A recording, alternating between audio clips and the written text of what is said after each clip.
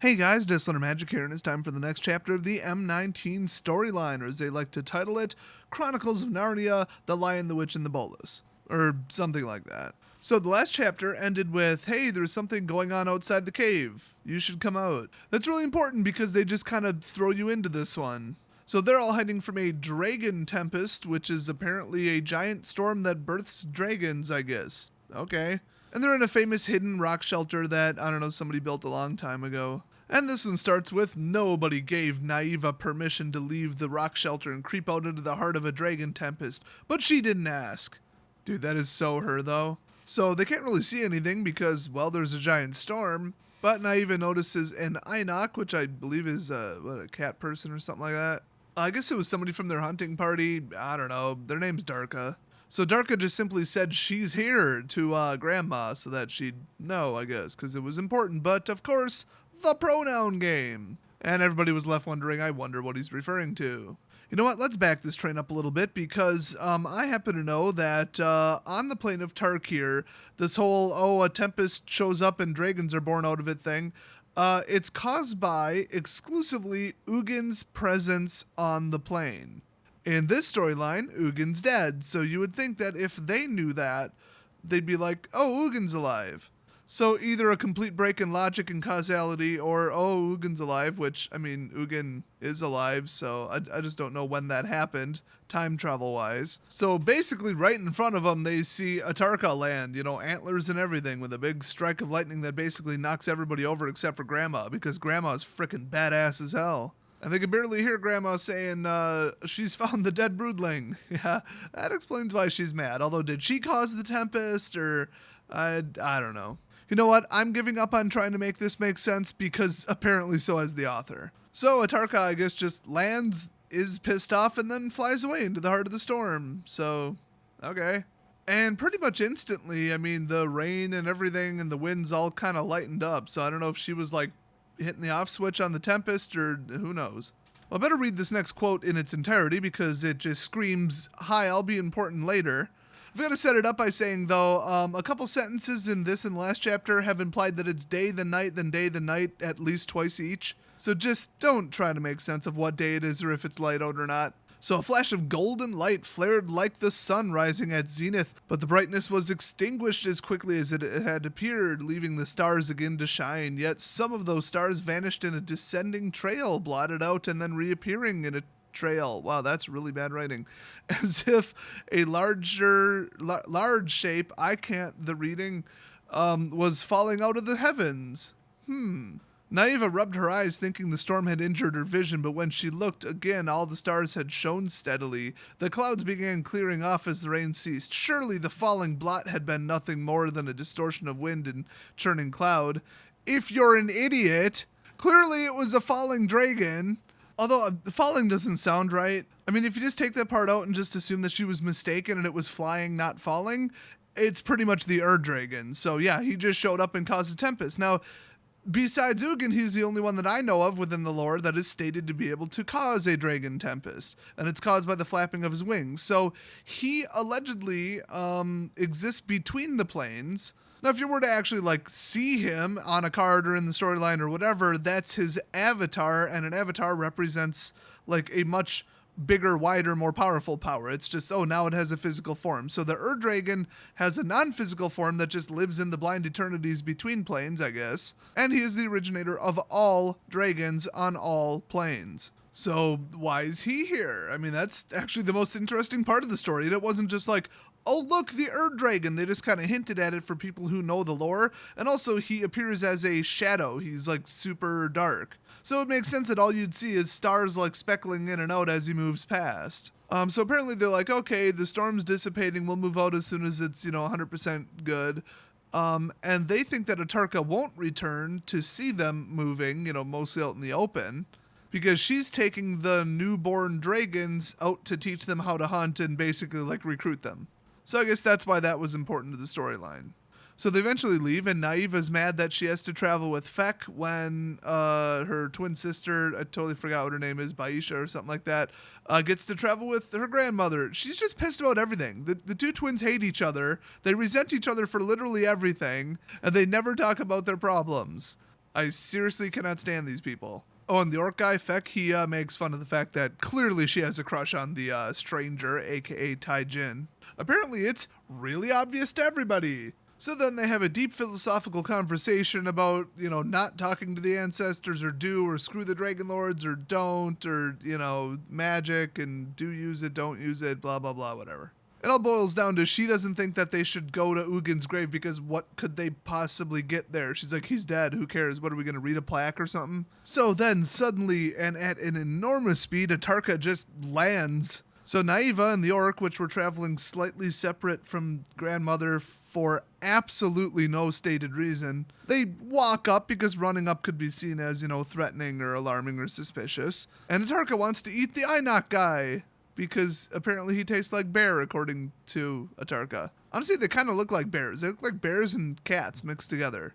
They're the bear cat people. So Grandma's like, yeah, don't eat him. I've got something way better for you than a skinny Einok. And so Atarka just stops and she's like, hey, who killed my broodling? He was my favorite. Well, that's not saying much. Earlier in the story, he was a complete dumbass. And so Grandma just tells him, oh, the fledglings must have killed him, aka the newborn dragons from the Tempest. So then Atarka's like, nope, you're lying. Bites off the head of the Einok guy. Boy, he was a long-lived character. And she's like, nope, they smelled his blood first and then attacked him and tried to eat him. But other than that, something happened to him first. So tell the truth or I'm eating another Einok. But this is the most multicultural hunting group I've ever seen. Because ancient hunting tribes are known for their acceptance of other cultures and races. You got an orc, you got the Einok, you got the humans. I think there was a couple others we haven't seen yet. Wow. It's almost like they have some kind of forced narrative to put in the story. So then Grandma's like, okay, seriously, stop eating the Einoks. We've got something way better. There's another dead dragon, and it's from Ojutai's brood. You should go eat him instead. So Grandma tells everybody, oh, just everybody stay here. I'll show her where it is, because Atarka wants to know where it is, And Atarka slams her foot down and says, nope, everybody's coming. Dragons have really high intelligence, by the way. So they eventually walk there, and Atarka's like, oh, dead dragon indeed. Alrighty then. Who's Baldy over there? He's an outsider. He's dressed differently. What's going on there? And Grandma's like, oh, he belongs to my hunting party. Honestly, it's literally the multicultural pals at this point. Even Atarka shouldn't be surprised. But Atarka just replies, he smells of Ojutai, that pompous ice-breathing windbag. Ha ha, burn. And so Grandma's like, oh no, he just showed up, and we're like, sure, come along and be an Atarka hunter, because, what use is it for a brave warrior to serve a pompous ice-breathing windbag when he can hunt in the service of a true dragon like you? They should build one of those anti-dragon poison ballistas and then blow Atarka's head off. That's what I would do. Unfortunately, that occurred on a different plane. And so Atarka's like, yeah, he don't look sturdy enough to hunt for me. And then, of course, Grandma's like, oh, well, a hunter may also succeed by being clever. And that is true. And so Tai Jin steps forward and he's like, oh, yeah, I'm useful in other ways too, great Atarka. For example, I can tell you many stories. Oh, God, here we go again. And then Atarka replies, and oh my God, do I need to put this on a t-shirt, except that would be vaguely a copyright issue. Words bore me. They are not tasty like meat.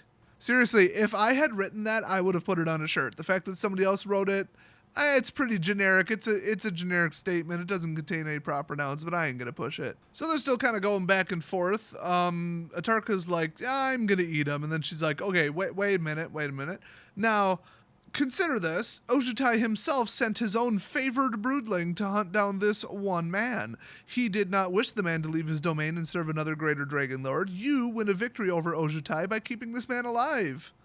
Considering Ojutai wants him dead, and Atarka's like, ha ha, good point. So then the deal goes, he has to tell Atarka a story, and then if it's good, then he won't get eaten. So he basically gives the super, short version of, oh, there was some dude named Nicol Bolas and his brother Ugin, and they went to the birth mountain to see what was going on there. And, oh no, it had been taken over by humans, and their whole clan and their leader was known as Dragon Killers. And Atarka just, straight up stops eating and looks over at him like, what the hell? So then he says, that isn't the story I meant to tell. Let me try again.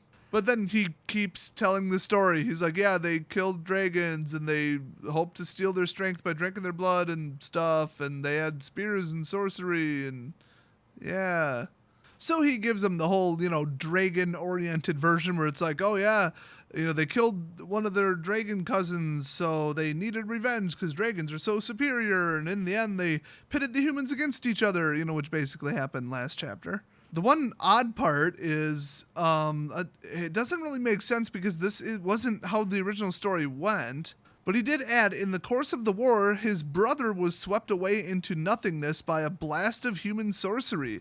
But why would Ugin say that if Ugin knew that he just simply became a planeswalker? And then he planeswalked away, so why would he tell the story differently? That just seems odd. So Atarka's like, that's not a story. Where's the hunting, the blood, and the shattered bones? So apparently she's more into action movies. Or I don't remember what gender Atarka is, and I don't care. So he's like, okay, let me continue. It gets way better, I guess. So apparently Nicol Bolas ruled over the kingdom that he had taken over, from the Dragon Hunters basically, but it wasn't that big or that powerful of a kingdom, especially after the Civil War. And eventually Palladia Mors raided one of his outer settlements with, his little dragon friends. I'm having trouble remembering this. Maybe Bolas was the one that planeswalked away and Ugin was stuck there. I totally don't remember. I just don't remember who the hell they're talking about in this story. I feel like that's kind of important.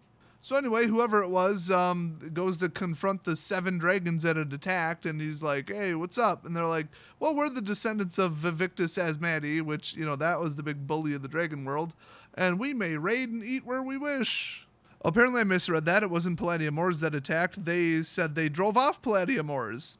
So I guess you don't hunt there anymore. So he was like, okay, I can't kill all 7 of these myself, but oh, that's right, I've got an army and they know how to build anti-dragon poison arrow ballista thingies. Oh, finally, like 2 pages later, they clarified, this is Nicol Bolas that's still there. Ugin was the one who disappeared in a flash of human magic, which I'm pretty sure was just him planeswalking away. So he's like, okay, Ugin did say, if it's wrong when the humans kill a dragon, then we probably shouldn't kill one either. But then he's like, okay, Ugin's not here, but I'm pretty sure he would say Vivictus was a bully, his offspring are bullies, and they would just rip apart the kingdom for the sport of it. They are completely useless marauders, and there's no point in them living. Basically how I also feel about drunk people. So Nicol leaves, goes and gets the army, and they just rain down venom and sorcery in a relentless hail, as they put it. Unfortunately, 6 of the dragons died, but 1 of them survived, flying away at a speed that apparently was impossible for Bolas to keep up with because he wasn't fully grown yet. Kind of odd, considering these are younger than Vivictus. Oh, and they said weaker, too. I don't know. It makes sense because story, apparently. So the army marched, and they just kind of grabbed supplies from every little, sub-village settlement thing that they passed, and they rolled up to where he was pretty sure Vivictus would be. So finally they see 3 brothers, Livdis, Ravis, and Rubra. They come flying up, and as they put it, they bellowed insults as they approached, calling him runt and leastborn. That their insults weren't even clever, just made it worse. And apparently flying out in front was Vivictus himself. So Vivictus was carrying the dead body of the dragon that fled the battle, because fleeing a battle is a bitch move, apparently. Well, then apparently he dropped it directly on some of the troops and, broke a bunch of bones and killed some of them, so that's also a dick move. So Vivictus just tells him, hey, run, little Nicol, run and I'll spare you. So Vivictus flew back to just kind of join rank with the other 3 brothers that were flying up. And they just opened fire with the ballistae because, why not? And they said, yeah, they knew how to fire. I mean, yeah, the dragons were moving fast and they're not that big of a target, but if you weren't good at aiming, you were demoted into slavery. So the bolts really were doing some pretty good hitting. Rubra took a bolt to the eye. Don't you hate it when that happens? It didn't instantly kill him, but the venom seeped into his brain, and that definitely killed him. Oh, also the swordsman running up to where he landed and stabbing him a bunch of times probably didn't help. Well, apparently Vivictus took 5 direct hits, but apparently his hide was suddenly too thick to pierce, which they said that the bolts were enchanted to thin the dragon's skin. Otherwise, they wouldn't have done anything.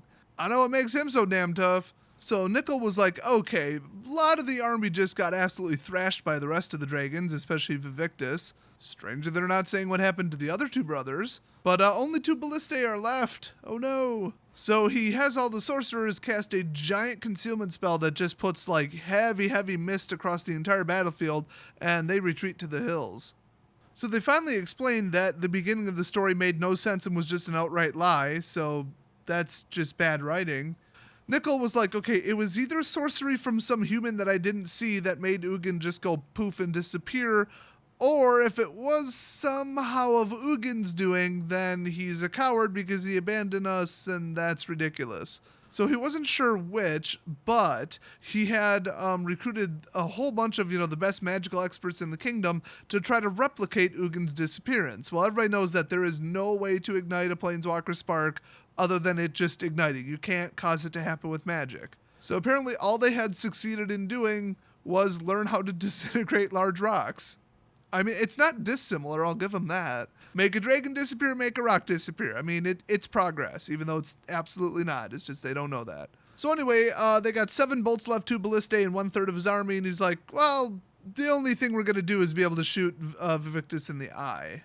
The eye is apparently the weak spot. And, well, I guess the brothers too, because remember, what's-his-face, dead dragon guy, only died because he took a hit to the eye. If they're all original Elder Dragons and not offspring, they're too tough to be taken down with the ballista. Kind of odd that Ugin got hit with the ballista then, don't you think?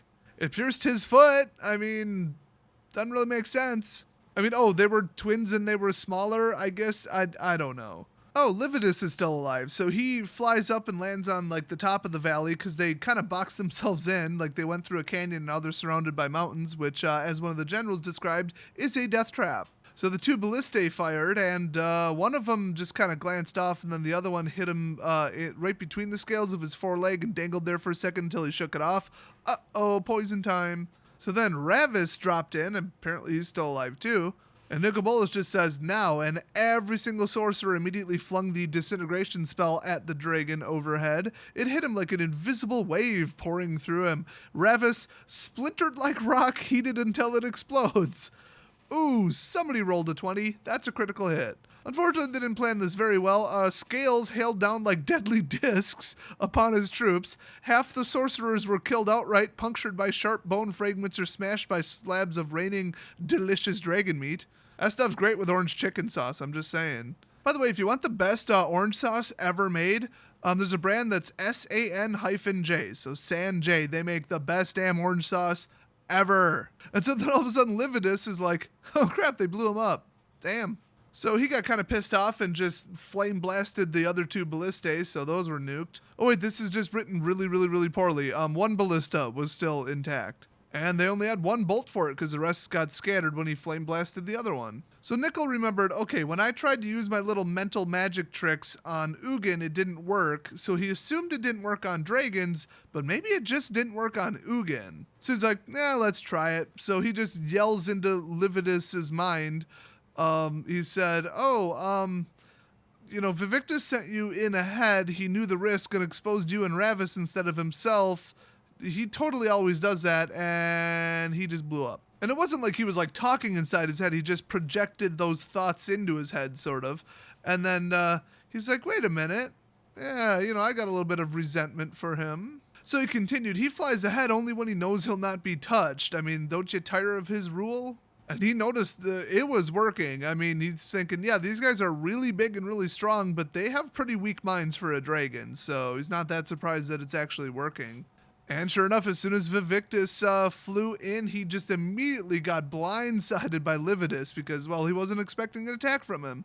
So the original plan that Nicobolus had kind of put in his mind was, hey, you distract him and we'll have the sorcerers try to blow him up. Unfortunately, with either 2 dragons as the target, because he's like, yeah, put it between them, or the fact that there was only 6 sorcerers left, it just kind of stunned him for a little bit and that was it. Luckily, they both thought that the other one was the one who somehow did it. So basically, while they were fighting, he's like, okay, whoever wins, they're still bigger than I am. So Bolus is just like, let's roll out. So he just leaves with the entire army, and I guess they don't notice. That might just be the least believable part about this story. Oh, the sorcerers used their little smoky mist concealment thing again. Okay. But then the rear guard who had killed the first dragon once he landed on the ground, they were soaked in dragon's blood, and that protected them from Atarka's fire, like completely. It did absolutely nothing. So he's like, well, can't have anybody passing on that knowledge, so Nicobolus killed all of them. And then he killed the sorcerers too because, well, one, they might have seen it, and two, he didn't want them to learn that there were bigger, badder dragons that were more powerful than Bolus, so that he could, they could start talking to people in the town and saying, oh, let's serve them instead. Bolus sucks. So he was somewhat certain that Vivictus would win, and if he did, he knew he would come after him for sure. So he stopped at, I don't know, some mountain where the descendants of Livdus, Ravus, and Rudra were, and he said, oh, it's terrible. Vivictus turned on his own brothers and killed them. What a disgrace. Oh my god.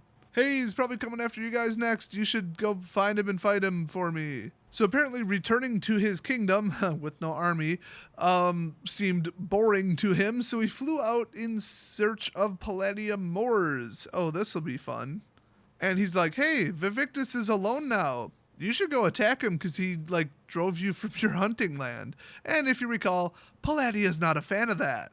So basically that all just sparked, Dragon World War III, and the dragons, spread out, tried to take over each other's territory. Then there was too many of them, and there was just constant fighting. Some of them sided with humans, some of them didn't. Some of them, used them as, an army, and, look, they could build a fortress. And other ones were just yay, humans, let's eat them. And even the old dragons that were, friendly to humans, they had to go into hiding and stuff. It just turned out pretty crappy for everybody. And that was pretty much the end of the story. And Tai Jin is like, oh, wait, I totally forgot who I'm talking to or what I was saying because I memorized the story and got way too into it. So Atarka's like, yeah, that was a good story. All right, peace out, and just flies off. And Tai Jin's like, my head hurts, and he just falls over, and they're like, what's going on? And he said, I have no idea what story I was telling. So apparently there's a little bit more to his headache and confusion. He legit didn't even know that story. He meant to tell about Shu Yun's leadership and how the Khans fell to the dragons. And then he explains, yeah, this other story just came into my mind all of a sudden. That's not weird at all. So they keep making their way to Ugin's grave, and then Grandma says we must reach his grave before the storm hits. I'm pretty sure the storm already hit and left, so then at the end they just say, oh, yeah, another dragon tempest is coming. Okay, what a wonderful twist of events. So I can't wait to see what happens when they get to Ugin's grave, if they ever do. At this rate, it's been, 3 chapters? I mean, they're going full-blown, Jewish people in the desert trying to get out of Egypt. It's going to be 40 years before they get to Ugin's grave, and it's a 2-day walk. So can't wait to see what happens. The new chapter should be released very soon, and I will see you guys next video.